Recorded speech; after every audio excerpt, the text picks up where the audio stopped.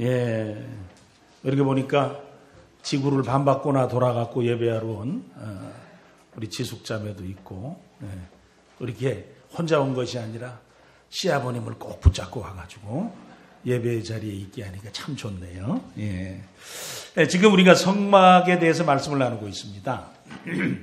성막은 이렇게 생겼죠. 우리 여러 번 그림을 봤으니까 성막에 딱 들어가면 제일 먼저 만나는 게 불이 활활 타고 있는 뭐였습니까? 번제단이었어요. 번제단이 상징하는 것을 한마디로 이야기하면 대속의 은혜예요. 구원의 은혜죠. 오늘 우리의 입장에서는 십자가를 통해서 우리로 하여금 고백해 하시는 믿음의 축복이죠. 그 번제단을 딱 지나고 나면 다음에 딱 만나는 게 뭐였죠? 뭡니까? 물두멍이에요. 물두멍. 물두멍이 이렇게 생길 수 있다고 해요. 물두멍이. 예. 그래서 물두멍의 모양이 성경에서 오늘 아무리 읽어봐도 어떻게 만들어라 라는 부분의 이야기가 없죠. 물두멍은 쉬운 성경에는 물동이 그랬어요. 아마 좀 연세가 있으신 분들은 물두멍보다 물동이가 훨씬 이해가 쉬우시죠? 물동이 시골에서. 물동이 뭐 하고 다니셨어요? 이고 다니셨죠. 그러니까 물을 담는 도구 그러죠. 그런데 우리말 성경이라는 데는 그거보다 조금 더 쉽게 했어요. 아마 여기 계신 분들은 몇 분을 제외하고는 쓰셨겠네요. 대야. 대야 느낌이 있으시죠? 대야, 그러니까 대야는 옛날 노대야도 있고 좀 잘 사는 집은 노대야, 못 사는 집은 양은 대야. 예, 그래가지고 그걸 갖다가 이렇게 물을 담아서 쓰죠. 어려서 애들이 쬐깐하면 대야에다 물을 담아서 엄마들이 연탄불에다가 물을 좀 데펴가지고 집에 들어와가지고 잘 씻겨갖고 그러면 싫다고 막 오만 인상을 쓰고, 그래도 그 고마운 걸 몰랐어요. 밖에 가서 세수하면 얼어 죽는 줄도 모르고. 그리고 이제 거기서 촥 세수시켜주면 또 뭐 춥다 그러고 학교 가고 그런 때가 있었어요. 그래서 우리말 성경에는 조금 더 우리에게 친숙한 대야라는 단어로 그 부분을 번역을 해 놓았습니다. 솔로몬 성전에는 이 부분을 조금 바꿔서 표현했습니다. 바다라고 했어요. 조금 연관성이 좀 떨어지는 언어를 썼는데, 바다 하면 뭐가 생각나죠? 물이 그냥 무지하게 많은 것. 근데 원어상으로 바다가 그 뜻은 아닙니다. 바다의 그림을 보면 이렇게 생겼습니다. 그때는 어떻게 만들라라는 만듦의 규제가 있어서 소가 12마리가 이렇게 3마리씩 네 방향으로 하고, 거기에 아주 큰 이 노수로 만든 기구를 위에 올려놨어요. 그 옆에 보면 그 큰 그릇 기구에 물을 붓기 위해서 아주 많은 물 마차들을 준비시켜 놓았습니다. 물두멍 또는 바다 또는 물동이, 대야라고 번역되어진 이 기구는 노수로 만들었으며 상당히 큰 물을 담아 놓을 때 필요한 기구였습니다. 물 가지고 할 수 있는 일이 상당히 다양하게 있죠. 사람의 몸이 물이 많이 있다고 그래요. 상당히 한 75%, 80% 물이 있어서 또 물을 마셔야 하고, 물이 공급되지 않으면 다른 음식물보다 굉장히 생명이 빨리 소진되어지는 그런 상황 가운데 있죠. 근데 희한하게 저는 물을 좀 안 좋아합니다. 그래서 하루에 생수를 좀 마시라고 그러는데 생수를 마시는 시간은 거의 없는 것 같아요. 꼭 거기다 뭐를 타가지고 이렇게 홍차를 넣든지 아니면 무슨 음료수를 좀 다른 걸 타든지. 주로 마시는 것은 한 서너 잔 커피, 그리고 물을 안 마시니까 제가 느끼기에 지금까지 생명에 지장은 없는데 좀 안 좋은 게 하나 있는 것 같아요. 그래서 혹시 그것 때문에 그러나 그러는데, 물을 마시면 좀 이렇게 좀 몸의 온도가 적절하게 유지될 텐데 저는 물이 좀 부족해서 그런지 항상 열이 받아져 있어요. 이게 좀 따끈따끈하죠. 그래서 물을 좀 넣어야 될래나. 그런데 물 마시기는 싫고, 그렇습니다. 물은 사람의 생존을 위해서 꼭 필요하죠. 사람만이 아니라 동식물의 생존을 위해서도 꼭 필요합니다. 그런데 물이 또 하나 아주 적절하게 쓰여진 것 가운데 하나가 더러움을 씻어내는 작업을 합니다. 그러니까 사람이 목욕을 한다든지 세탁을 한다든지 할 때 자신의 더러움을 씻어낼 수 있는데 사용되어지죠. 성막 안에 있는 물두멍 속에 있는 물의 용도는 더럽혀진 부분을 씻어내는 작업을 하는 겁니다. 번제단에서 짐승을 잡아 대속의 제사를 드리기 위해 제물을 씻어야 하는 경우도 있어요. 제물을 깨끗하게 씻어서 그 다음에 번제로 화제로 드리기도 했습니다. 그런 제사를 드리기 위해서 자연히 짐승을 잡아야 했기 때문에 그 제사를 감당한 이후에는 손과 몸에 이물질 또는 피가 묻어져 있을 수 있었기 때문에 사역, 제사장으로서의 제사의 이 일을 감당하면서도 그는 그것에 의해서 피나 기름이나 다양한 것에 의해서 자신이 오염될 수 있고 더러워질 수 있어서 그 과정 가운데 씻음이 필요했습니다. 또 하나 성막의 특징은 성막은 돌바닥 위에 세워지거나 나무바닥 위에 세워진 것이 아니라 맨 땅에 세워졌어요. 아마 그림을 보면 더 확실하게 아실 수 있을 텐데 이 그림 가운데서 성막 자체는 그냥 땅 위에 세워져 앉아 있었습니다. 예배는 시작됐습니다. 그래서 이 성막이 세워진 장소를 보면 그냥 땅 위에 세워졌기 때문에 특별하게 제사의 행위에 참여하지 않고 그리고 다른 어떤 일에 참여하지 않고 성막 안에서 조그마한 시간을 보내면서 걸어 다니기만 해도 어쩔 수 없이 다리에 발에 그 흙먼지나 또 다른 부분에 이물질이 묻을 수 있는 가능성이 있었습니다. 그래서 이 성막들에서 제사를 섬기거나 그 다음에 직무를 감당하다가 성소 뒤에 있는 번제단과 물두멍을 지나서 뒤에 있는 성소로 들어가기 위해서 물두멍에서 물로 자신의 몸을 깨끗이 씻는 행위를 해야 했습니다. 그렇다면 오늘 우리에게 물두멍에 대한 얘기를 해주시면서 그것이 우리 오늘 그리스도인들에게 어떤 의미를 부여해서 말씀을 하고 있느냐라는 거예요. 뭔 의미가 있느냐라는 거죠. 번제단 후에 물두멍이 있는 것을 기억하면서 번제단, 대속의 은혜를 지나서 죄 씻음의 행위를 할 수 있는 물두멍을 지나 교제의 축복과 영광스러움이 있는 성소의 자리로 나아가라라는 것이죠. 어찌 보면 번제단과 물두멍은 둘 다 속죄, 씻음에 대한 의미를 부여하지만 번제단이 대속의 은혜에 강조점이 있다면 물두멍은 이제 구속의 은혜, 대속의 은혜, 구원의 은혜, 예수 믿고 믿음을 고백한 자가 자신이 회복되어진 그리고 제사장적 위치나 직무나 자리, 즉 성도의 자리에 있는 하나님의 백성들이 자신의 직분, 일을 감당하는 동안에 자연스럽게 더럽혀지는 부분을 씻어가는, 그래서 자기를 다시 살피고 자기의 연약함과 더러움을 씻어가는, 그렇기에 그것을 대속의 과정이라고 보지 않고 오히려 성화의 과정으로 봐야 한다고 저희들이 이야기할 수가 있습니다. 대속이 아니라 성화 쪽에 초점을 맞추어 생각해야 된다라는 거죠. 예수님께서 십자가 지시기 전에 제자들과 마지막 만찬을 나누셨습니다. 그걸 우리는 최후의 만찬이라고 하죠. 너무나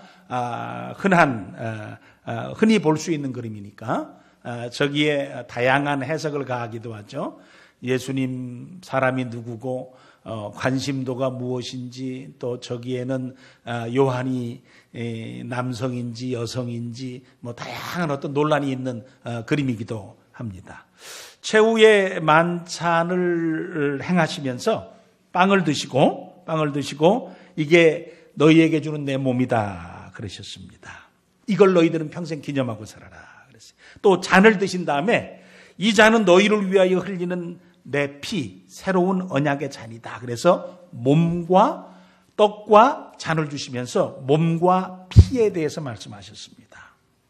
그래서 우리도 오늘날 예수님 다시 오실 때까지 교회에서 성만찬 예식을 행합니다.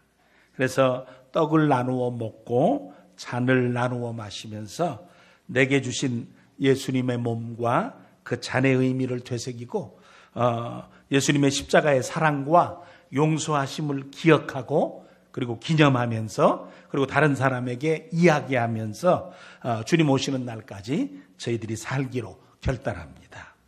그런데 그게 끝이 아니었습니다. 그 최후의 만찬 식사 이후에 예수님께서 허리에 수건을 딱 차시고 제자들의 발을 씻어 주셨습니다. 베드로 차례가 됐습니다. 베드로가 절대 안 됩니다. 내 다리 못 씻습니다. 그래요. 우리 수련회 같은 데 가면 세족식 하죠. 세족식. 다른 사람의 다리를 씻어주는 거예요.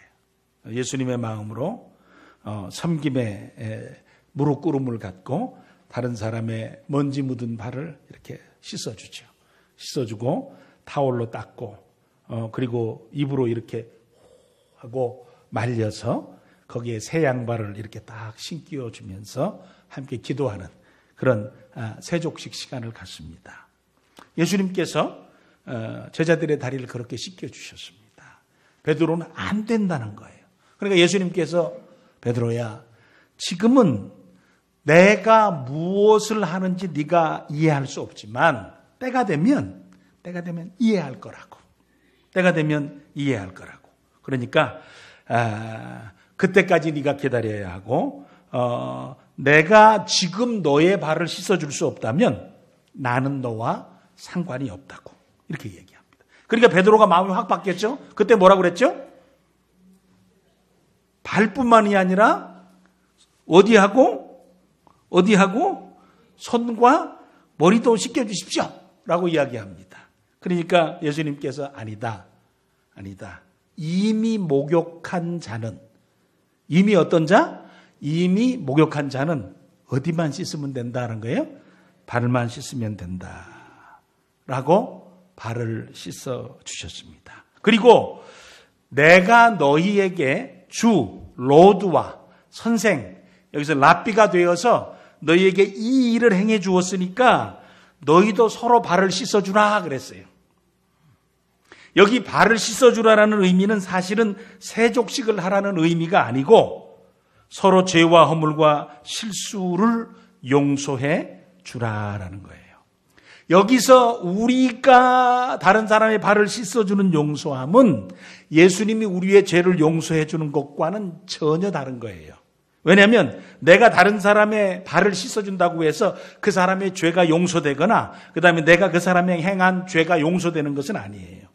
그렇지만 용서받은 우리가 내게 맺혀지고 때로는 나로 말미암아서 때로는 그로 말미암아서 내게 주어진 상함과 또 죄책감과 또 관계의 깨어짐으로부터 그 용서의 직임을 감당하는 용서의 일을 감당하는 과정 가운데서 우리로 하여금 다시 죄책감으로부터 자유롭게 되어지고 관계가 회복되어지는 기쁨을 준다는 의미에서는 유사점이 있지만 내 용서함이 구원과 연관되어져 있는 것은 아니에요. 그런데 구원받은 내가, 이미 용서받은 내가 사람을 대하면서 또 하나님 앞에서 용서받은 자의 자세와 용서받은 자의 삶을 살면서 다른 사람의 연약함을 받아주고 때로는 범죄함과 실수함을 받아주는 귀한 모습으로 살아가라라는 거예요. 그러시면서 하나님께서 그 과정을 경험하는 우리에게 우리를 구원하신 목적이 있다 그랬어요. 예수님께서 발 씻음에 대한 얘기를 하셨는가 하면 하나님께서 우리에게 너희를 구원할 때 구원한 목적이 있다라고 이야기합니다. 왜 구원해 주었느냐라는 거예요. 그 부분을 인격적인 부분과 사역적인 부분으로 나누어서 생각할 수 있는데 오늘은 인격적인 부분에 초점을 맞추어서 설명을 하면 바울 사도가 성경에서 이렇게 우리에게 직접적으로 이야기하셨습니다. 로마서 8장 28절서부터 30절까지 우리가 성경을 한번 같이 읽도록 하겠습니다. 시작. 우리가 알거니와 하나님을 사랑하는 자 곧 그의 뜻대로 부르심을 입은 자들에게는 모든 것이 합력하여 선을 이루느니라. 하나님이 미리 아신 자들을 또한 그 아들의 형상을 본받게 하기 위하여 미리 정하셨으니 이는 그로 많은 형제 중에서 맏아들이 되게 하려 하심이니라. 또 미리 정하신 그들을 또한 부르시고 부르신 그들을 또한 의롭다 하시고 의롭다 하신 그들을 또한 영화롭게 하셨느니라. 하나님께서 미리 정한 사람이 있다는 거예요. 자, 한번 보세요. 옆에 사람 한번 이렇게 보세요. 하나님께서 미리 정한 사람 같습니까? 아니면 그냥 교회 와 있는 사람 같습니까? 예. 그러면 밖에 나가서 여러분들이 쭉 살다가 사람들을 쭉 만나게 될 텐데 그 사람 중에 누가 하나님의 정한 사람입니까? 알아요? 몰라요? 몰라요? 야, 알면 좋기는 할 텐데. 그렇죠? 잘 모르죠.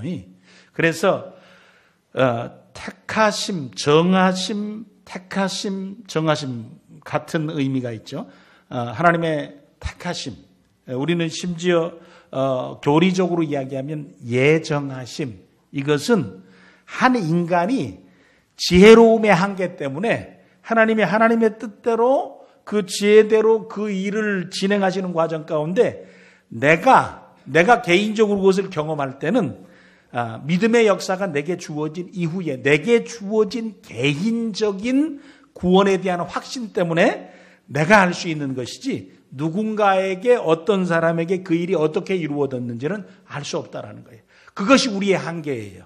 인간이 가지고 있는 연약함 때문에 하나님이 누구를 정하셨느냐에 누구를 택하셨느냐의 문제는 사실 우리가 이해할 수 있는 영역 밖에 있는 문제다. 그래서 우리는 결과론적으로 내가 어떤 자리에 있느냐, 내가 어떤 위치에 놓여져 있느냐라는 사실 때문에 비로소 내가 그렇구나. 하나님께서 나를 지금 오늘 부르셨지만 나를 부르신 부르심의 정하심은 내가 할 수 없는 때에 내게 이미 이루어져 있던 것이구나 라고 인식할 수밖에 없다라는 거죠. 그런데 그 뜻대로 부르신 자들, 그 뜻대로 부르신 자들에게 대한 하나님의 목적이 있다는 거예요. 성경 말씀을 한번 더 보여주실래요? 로마서 8장 29절에 이렇게 기록이 되어져 있습니다. 하나님이 미리 아신 자들을 또한, 그 다음 같이 한번 읽어볼까요? 시작. 그 아들의 형상을 본받게 하기 위하여 미리 정하셨으니. 거기까지. 하나님께서 우리로 하여금 믿음의 사람으로 살게 해주셨는데 그 허락하심이 내게 주어져서 내가 예수님을 믿을 수 있는 믿음이 생기고 그리고 그 과정 가운데서 성도로서의 삶을 살게 되는데 성도로서의 삶을 살아가면서 내게 있어서 가장 소중한 것은 무엇이냐? 내가 예수 믿은 후에 나에게 있어서 가장 소중한 것은 무엇이냐? 그러니까 그 아들의 형상을 본받도록 하기 위해서 우리를 정하시고 그 위에 부르심과 그리고 의롭게 하심과 영화롭게 하심을 허락했다는 거예요. 가장 소중한 것은 그 아들의 형상을 본받게 하기 위해서다라는 거예요. 자, 옆에 분들에게 우리가 자주 하는 인사 한 번만 더 하십시다. 당신을 뵈니까 예수님 만난 것 같습니다. 시작.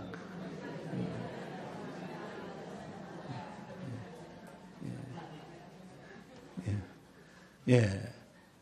아니 참 세상에서 저나 우리 사랑하는 식구들이나 그냥 죽기 전에 한번 들어야 될 소리, 죽기 전에 한번 들어야 될 소리 가운데 하나가 목사님, 예수님 같아요. 이게 그냥 제가 예수님이 이어서가 아니고 그냥 제가 아주 성실하고 겸손하고 잘 살아가지고 그냥 또 가시다가 또 한번 하시면 저 바로 갑니다. 그러니까 하지 마시고 그냥 죽기 전에 한번 그냥 그렇죠? 장로님을 뵈니까 예수님을 만난 듯합니다. 권사님을 보니까 예수님을 보는 듯해요. 우리 주일학교 애들이 쪽쪽 타고 와서 우리 어른들을 보니까 예수님 만난 것 같아요. 그래야 되는데 전부 다 왼수 만난 것 같아요. 그럼 인생이 아주 복잡해지는 거 아닙니까? 하나님이 우리를 왜 부르셨느냐? 뭐 복 주고 세상 가운데 잘 살고 병 들었다 병이 확 낫고 그다음에 인생을 살면서 실패도 없고 문제도 없고 연약함도 없고 고통도 없고 상함도 없고 살 이유가 뭐가 있어요 그러면? 그렇죠? 그런데 다양한 문제와 연약함은 해 아래 살면서 믿는 자나 믿지 않는 자나 똑같은 상황 가운데 주어질 수 있어요. 믿지 않아도 잘 살고 믿지 않아도 떵떵거리고 믿지 않아도 행복하게 살 수 있고 믿지 않아도 자신감 있게 살 수 있고 믿지 않아도 최고로 살 수 있어요. 예수 믿는 믿음의 삶을 살아도 연약함이 있을 수가 있어요. 예수 믿지 않는 사람이 오히려 비난할 만큼 연약한 모습으로 살 수도 있어요. 그런데 중요한 것이 뭐냐는 거예요. 믿음의 사람들에게 있어서 꼭 발견돼야 될 것 가운데 하나가 뭐냐라는 거예요. 내가 예수님을 닮아가고 있느냐라는 거예요. 내가 예수님을 닮으려고 하느냐라는 거예요. 내 마음 가운데 내가 다른 것은 몰라도 내가 믿은 예수님 닮아가고 싶다. 그 마음을 우리에게 갖도록 해주시고 그 방향으로 우리의 삶을 끌고 가주시기 위해서 우리를 부르시고 그리고 우리로 하여금 은혜의 자리에 있게 하시며 믿음의 삶을 살게 하시는 것이다. 세상이 성도나 교회가 예수님 닮지 않아서 요즘에 많이 실망하잖아요. 우리가 이 교회의 주인은 주님입니다 라고 하시면서 주인으로 모시지 않기 때문에 세상 사람들이 교회에 대해서 많이 불만스러워 하잖아요. 저나 우리 식구들이 세상이 이야기할 만한 돈이 없어서 무시를 당하는 것이 아니라 오히려 예수님 닮은 모습이 없기에 세상 사람들이 교회를 향해서 비아냥거리는 얘기를 할 수 있지 않습니까? 우리의 능력은 어디로부터 나오느냐? 교회의 힘과 그리스도인의 힘은 어디로부터 나오는 것이냐? 그러니까 예수님 닮음으로부터 오는 것이다 라는 거예요. 계속해서 바울이 그러면 예수님 닮아가는 과정이 무엇이냐라는 얘기를 하는 거예요. 거기에 우리를 부르신 다음에 우리를 하여금 의롭게 해주시고 그 다음에 영화로운 자리로 나아가게 해주신다라는 것입니다. 요약하면 정하시고 부르시고 의롭다 하시고 영화롭게 하시는 거예요. 그렇죠? 예정, 소명, 칭의, 영화 이것이 구원의 서정 아닙니까? 그런데 칭의에서 영화로 나아가는 과정에서 반드시 필요한 한 부분이 큰 덩어리를 구원의 서정을 설명하면서 우리에게 생략되어져 있는 것을 확인할 수 있습니다. 그 일이 도대체 어떻게 이루어지느냐는 거예요. 어떻게 의로운 자의 상태에서 어떻게 영광스러운 존재로 나아갈 수 있느냐라는 거예요. 단순한 의로움에서 영화로움으로 어떻게 나갈 수 있느냐. 근데 그 과정이 생략이 싹 되어 있습니다. 그 과정이 바로 번제단과 성소 중간에 물두멍이 생략되어진 것과 같아서 우리는 물두멍을 통해서 그 과정을 이해할 수가 있다라는 거예요. 우리가 예수 믿으면 믿는 자들에게 주시는 권세가 있어요. 하나님의 자녀가 되는 권세를 주십니다. 하나님의 자녀가 되는 권세는 양자의 영을 허락하실 때 주어집니다. 그래서 우리가 하나님을 다 그냥 기도할 때 전부 다 하나님이라는 단어보다 훨씬 더 많이 쓰는 단어가 뭐죠? 어린아이, 그 다음에 어른, 할머니, 할아버지, 남녀노소 다 그 다음에 있거나 없거나 상관없이 우리는 하나님을 뭐라고 부릅니까? 아버지 그러죠. 그래서 아버지 그러는 거예요. 아버지 그러면 내가 하나님 자녀 됐다는 말이에요. 근데 아버지 그래서 하나님 자녀 됐다고 아버지 닮은 내가 되어 있는 것은 아니죠. 하나님이 왕이신데 내가 양자가 되었다고 왕자가 된 건 아니란 말이에요. 혹시 광해라는 영화를 보신 적 있습니까? 제가 아마 설교하다가 제 평생의 영화 얘기는 처음 하는 것 같아요. 저도 직접 영화관에 가서는 돈 주고 못 보고 TV에서 할 때 띄엄띄엄 벌써 시작했는데 중간에 한번 보고 그래서 또 다음에 또 나오면 또 보고 그래가지고 한 5-6번 보면서 대충 본 것 같아요. 제가 너무나 좋아하는 자매가 나오기 때문에 누구를 좋아하는지는 얘기하지 않겠습니다. 저기 나와 있습니다. 그런데 이 하선이라고 하는 이 천민이 아주 재담 있는 인생이었는데 갑자기 광해가 어떤 질병으로 쓰러지고 그 다음에 우연히 광해를 닮은 이 종 하선이 왕의 복장을 입고 왕의 행세를 하죠. 그런데 영 어색해요. 결국은 들키죠. 부인한테는 속일 수가 없잖아요. 그렇죠. 가장 가까운 사람, 종들한테 속일 수 없고 자신을 가장 가까이 섬기는 근위대장한테는 자기가 나중에 속일 수 없죠. 나중에 스토리는 보신 분들은 다 아니까 결국 나중에 그 과정을 쭉 지나가면서 다양한 불편함이 있고 인정하지 못함과 받지 못함과 이런 문제들이 발생하는 과정 가운데서 어느 날 천민 하선이 이런 꿈을 갖습니다. 내가 진짜 왕이 되고 싶다. 내가 진짜 왕이 되고 싶다는 거예요. 그래서 왕처럼 행동하기 시작하는 거예요. 막 백성을 사랑하고 그 다음에 대신들이 뭐라고 얘기하면 책임져야 되지 않느냐. 결국은 그 따뜻함과 백성을 사랑하는 그 사랑함이 인정을 받기 시작해서 주변 사람들이 변화됩니다. 그때쯤 이제는 그가 왕이 아닌 것이 탄로되고 광해가 돌아오게 되고 그는 다시 천민으로 배 타고 떠나는 장면에서 허균이라고 하는 사람이 목례를 해서 그를 떠나보내고 그렇죠? 그 과정 중에 다시 원래의 천민으로 돌아가는 그런 모습 속에 진짜 왕이 누구인가에 관해서 광해라는 영화를 통해서 메시지를 주죠. 저는 그런 생각을 했습니다. 그리스도인들이 자신의 삶을 살아가면서 천민 하선이와 같은 마음이 있어야 됩니다. 우리는 죄인이에요. 우리는 죄 가운데서 욕심이 많아요. 우리는 세상이 우리를 지배해서 세상을 이기기가 만만치 않아요. 그런데 예수 믿고 난 다음부터 이제는 내가 하나님의 자녀로 살아야지. 그리스도 닮은 나로 살아야지. 하나님의 자녀된 모습의 삶을 내가 살아야지. 어느 순간인가 예수 믿었지만 세상적이고 예수 믿었지만 세상적인 가치를 살고 있었고 예수 믿었지만 여전히 세상 사람과 구별이 잘 안 되는 나였지만 어느 날부터 아니라고 나는 예수님 닮은 삶을 살아야 되겠다고 어느 순간 천민이 왕이 될 수 없었으나 왕이 되기를 원하고 그 왕의 삶을 살아보려고 했던 한 사람의 몸부림이 성도인 우리의 모습 가운데서도 있어야 하지 않겠느냐라는 거예요. 진짜 그리스도 닮은 사람이 되고 싶은 마음이. 죄인에서 의인된 성도가 진짜 그리스도인으로서의 삶을, 그리스도 닮은 사람으로서의 삶을 살아가는 것은 시간이 지나면 자연스럽게 주어지는 것이 아니다라는 것이 문제입니다.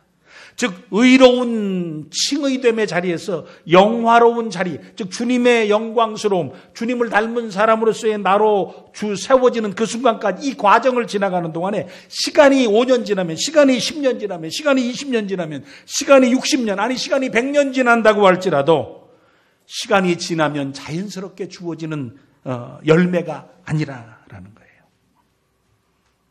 예수님을 닮아가기 위해서는 내가 버려야 될 것이 있습니다. 바울 사도는 에베소서 4장에서 옛사람을 벗어버리라 그럽니다. 옛사람의 습관, 그러니까 예수 믿기 전에 생각과 가치 기준과 행동 방식을 바꿔가야 된다라는 것입니다. 그러면서 옛사람의 모습을 에베소 4장에 이야기하면서 거짓말과 분냄과 도둑질과 더러운 말과 악독과 노함과 떠듬과 비방항미라고 이야기했어요. 가장 대표적인 것으로 거짓이 너를 사로잡지 못하도록 해라 라는 것이었어요. 거짓의 앞잡이가 마귀이기 때문에 그렇고 사탄이기 때문에 그렇다라는 것이에요.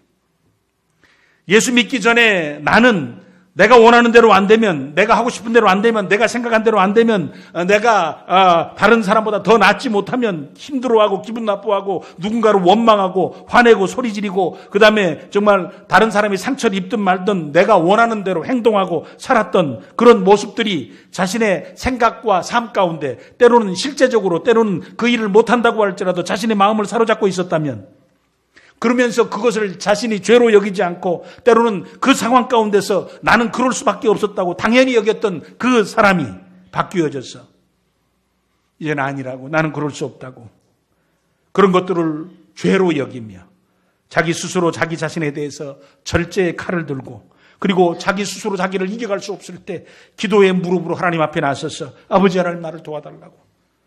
나는 나를 이길 수가 없다고. 나를 불쌍히 여겨주셔서 나로 하여금 나를 이기고 그리스도를 닮아갈 수 있도록 나를 좀 붙들어 달라고 하는 간절함이 우리에게 필요하다라는 거예요. 내 안에서 나를 사로잡고 왕노릇하려고 하는 죄의 영향력을 내가 어찌하든지 끌어 붙잡아 쫓아내고 하나님이여 하나님께서 나를 주관하시고 나를 다스리시고 하나님의 말씀과 하나님의 일하심의 역사가 내 안에 살아있도록 하나님 나를 붙들어 인도하여 주시옵소서라고 소원하며 하나님 앞에 서는 것입니다. 이것을 의로운 자가 의로움의 고통을 가지고 영화의 자리로 나가기 위해서 성화의 몸부림을 치는 안타까움이라고 이야기하는 것이에요. 그래서 우리는 신앙의 삶을 살면서 나 자신에 대해서 이런 안타까운 마음을 가지고 아버지 내 믿음의 삶을 살아가도록 나를 붙들어 주시옵소서라는 소원이 우리 가운데 있어야 된다라는 거예요. 그런 과정을 통해서 우리는 비로소 예수님을 조금씩 닮아갈 수 있다라는 거예요. 이 과정 많이 반복해야 됩니다. 우리는 많이 똑같은 실수를 합니다. 우리 많이 연약한 실수를 합니다. 너무너무 때로는 내 자신이 미울 때도 있습니다. 내가 싫을 때가 있어요. 왜 그 간단한, 왜 그 쉬운, 그래서 반복적으로 나를 넘어뜨리는 그것에 대해서 나는 왜 이기지 못하는가라고 나 자신에 대해서 실망하고 그리고 나서 나는 정말 하나님이 나를 사랑하시는가에 대한 정말 안타까움 때문에 영적으로 약해지기도 하고 침체가 되기도 하고 나는 왜 똑같은 이 상황 가운데서 반복되어진 연약함 가운데 나의 문제를 이겨가지 못하는가라는 안타까움, 또 저 사람은 왜 그렇게 사는가라는, 그래서 자기 자신에 대해서 실망하고 또는 주변 사람들에게 많은 연약함과 아픔과 상처를 줄 수 있는 과정들을 겪어가는 것이 그때 자신에 대해서 참아주고 그때 옆에서 방황하고 연약해하고 안타까워하는 사람들을 기도로 붙잡아주고 마음으로 붙잡아주고 입술로 붙잡아주면서 그가 그런 연약할 수밖에 없는 당연함 속에서 부르심받은 은혜를 넘어서서 정말 주님 닮아가는 그 자리로 나아갈 수 있도록 서로를 도와주는 것이 믿음의 동역이요 교회의 성도 간의 축복이요 또 믿음의 삶을 살아가는 우리에게 필요한 축복이다라는 거예요. 그래서 번제단 다음에 나오는 물두멍은 특징이 있는데 물두멍과 바다에 대해서 이야기하면서 그 크기를 이야기하지 않았어요. 크기. 그냥 계속 차오르라는 거예요. 물을 갖다가. 그래서 누구든지 자신의 삶을 살면서 특별히 제사장이었죠. 제사장들의 삶을 살면서 자기들이 더럽혀질 때마다 와서 자기를 씻으라는 거예요. 더럽혀질 때마다 와서 자신을 씻어가는 과정 가운데서 하나님이 준비하신 은혜의 물로 자신을 씻고 그러면서 그 과정 가운데서 각성과 회개의 자세로 하나님 앞에 자신을 씻어가라는 거예요. 하나님이 예비하신 은혜 중에 우리 자신을 씻고 그리고 우리 자신들이 각성되어져서 다시 하나님 앞에 서서 은혜 받은 사람으로서 씻기움 받은 사람으로서 자신의 삶을 감당해 나가라라는 거예요. 안 그러면 죽는다 그래요. 안 그러면 죽이겠다. 여기서 죽이겠다라는 말은 네 존재가 이 땅 가운데 사라져버리게 하겠다. 네 생명을 끊어버리겠다는 말보다 더 무서운 말인데 여기서 네가 만약에 너를 씻지 아니하면 네가 만약에 너의 옛사람의 모습과 성품과 생활 자세와 너의 인격과 너의 감성을 네가 고쳐가지 않으면 그것 때문에 결국은 죽을 거다라는 거예요. 죽는다라는 말이 하나님과 멀어진다는 말이에요. 존재의 단절이 아니라 관계의 단절이 주어져서 마치 아담이 살았지만 범죄한 이후에 하나님과 멀어져 버리는 그런 죽음을 경험했던 것을 저희들이 기억하면서 세상에 살면서 네가 너를 씻어가지 않으면 구원의 은혜를 경험했다고 할지라도 네가 다시 은혜로 너를 씻기고 하나님께서 주시는 은혜에 근거한 회개로 네 자신을 씻어가지 않으면 너도 모르는 사이에 하나님과 멀어져 있을 거라는 거예요. 영화로움의 은혜 가운데 하나님과 깊은 교제의 축복 가운데 네가 못 살아갈 거라는 거예요. 너는 살아있지만 죽은 것과 똑같을 것이라는 거예요. 네 안에 역사하고 네 안에 움직이는 것들은 하나님의 은혜요, 하나님의 말씀이요, 하나님의 함께하심의 축복이 아니라 너는 여전히 너밖에 없을 거라는 거예요.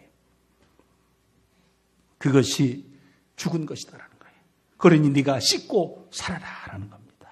어느 날 베드로가 예수님께 그렇게 얘기합니다. 형제가 죄를 지으면 저는 7번 용서해 주겠습니다.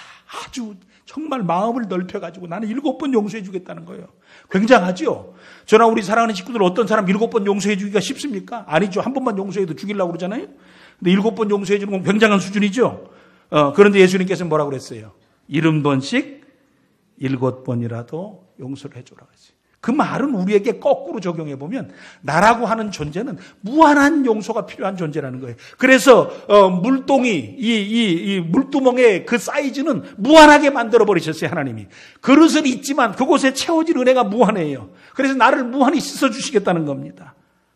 사실 무한 반복의 연약함과 그 안타까움이 우리에게 있는 아쉬움이 있지만 그래도 하나님의 사랑은 그래요. 왜 그러냐면 우리는 그만한 용서가 필요한 자들입니다. 요한복음 9장 41절을 한번 보십시오. 같이 한번 읽을까요? 시작. 예수께서 이르시되 너희가 맹인이 되었더라면 죄가 없었으려니와 본다고 하니 너희 죄가 그대로 있느니라. 요즘엔 이게 스크린 시대잖아요. 전철을 타도 전부 휴대폰 보고 있잖아요.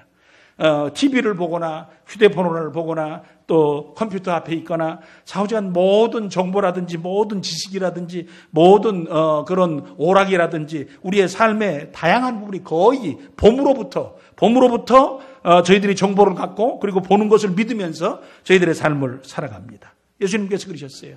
그러나 너희들의 봄 가운데 좋은 것만 있느냐. 너희들이 눈이 떴다는 것 자체가 세상에 범죄하기 쉬운 것이 인생이니라. 좋은 것만 너희들이 접하는 것이 아니다. 모든 눈으로 들어오는 것이 너희들을 건강하게 하는 것이 아니라 너희들의 눈으로 들어오는 모든 것이 너희들을 파괴할 수도 있다라는 거예요. 눈이 떴다는 것 자체가 죄와 접촉될 가능성을 가지고 사는 시대에 우리가 놓여 있어요. 예수님께서 어떻게 2000년 전에 벌써 그 말씀을 해놓으셨는지 모르겠어요. 그때나 이때나 사람은 봄으로부터 축복스러운 상태에 이르기도 하지만 봄 자체가 자기를 무너뜨리는 연약함 가운데 살 수 있다는 거지요.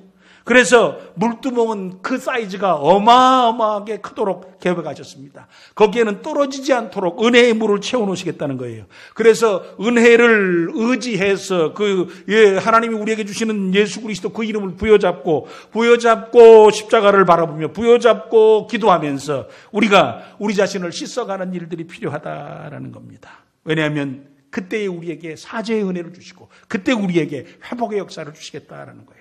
요한일서 1장 9절과 10절 말씀 우리 같이 한번 읽어보겠습니다. 시작. 만일 우리가 우리 죄를 자백하면 그는 미쁘시고 의로우사 우리 죄를 사하시며 우리를 모든 불의에서 깨끗하게 하실 것이요 만일 우리가 범죄하지 아니하였다 하면 하나님을 거짓말하는 이로 만드는 것이니 또한 그의 말씀이 우리 속에 있지 아니하니라. 우리가 자백하면 우리가 우리를 씻으면 끊임없는 실패하지 않은 우리를 회복시켜 주시는 하나님의 은혜와 하나님의 사랑으로 우리를 지켜주시고 그 가운데서 우리가 정결한 자리에 있도록 우리를 인도해 주시며 주님 닮아갈 수 있도록 우리가 성화의 과정을 겪어갈 수 있도록 우리를 붙들어 주시고 우리가 연약해도 또 구하고 또 회개하고 또 자기를 바라보고 또 자기를 고쳐가면 우리가 실패한 것 이상 7번 넘어져도 다시 일어나서 8번째 그리스도인으로 살아갈 수 있도록 우리의 마음을 도우시고 우리의 실패에 연연하지 않고 그리스도인으로 살아갈 수 있도록 우리를 붙들어 주시는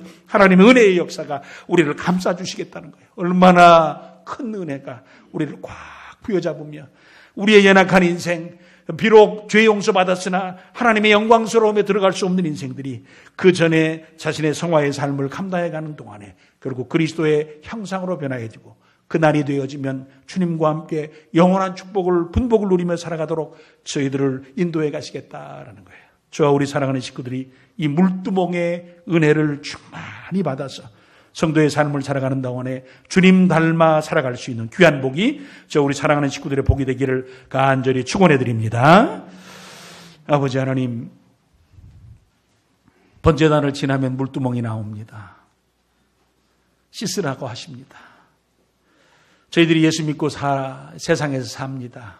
결국 영광스러운 주님을 만나는 그 순간까지 우리가 살아야 될 삶의 자세 가운데 하나는 저희들 주님 닮기를 소원합니다. 라는 열망과 함께 아버지 주님 닮기 위해서 내 자신을 보게 하시고 내 안에 있는 옛사람과 내 안에 있는 옛 성품과 내 안에 있는 세상적인 요소들을 저희들이 정리정돈 씻어갈 수 있도록 도와주시되 내게 준비해 놓으신 하나님의 은혜와 우리 주 예수 그리스도의 그 이름을 부여잡고 나를 씻어가고 그 다음에 나를 위해 기도하며 회복하며 은혜의 삶을 살아갈 수 있도록 예비해 주셨사오니 그 은혜를 떨어뜨려 주지 않으마 하셨사오니 우리의 삶을 살아가는 날 동안 끊임없이 물두멍의 은혜에 저희들이 적셔져서 정결한 삶과 그 결과로 주님 닮은 모습으로 저희들의 생애가 살아가도록 저희들을 도우시고 인도하여 주시옵소서.